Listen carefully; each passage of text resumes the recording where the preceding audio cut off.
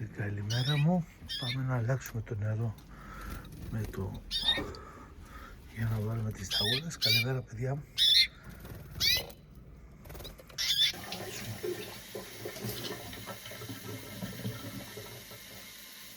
Βάλουμε και τις σταγόνες μας πρωί. Εδώ.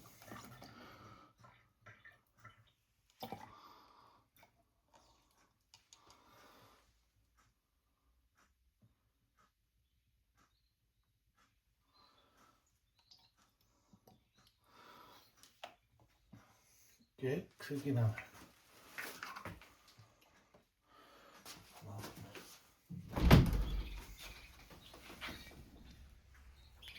Έχει λίγο χιόνι ακόμα. Ορίστε φρέσκο νεράκι κάθε μέρα. Εδώ.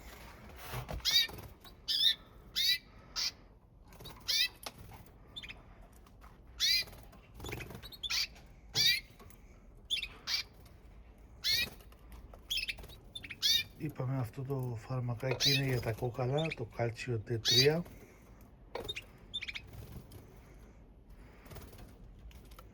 Καλημέρα μου.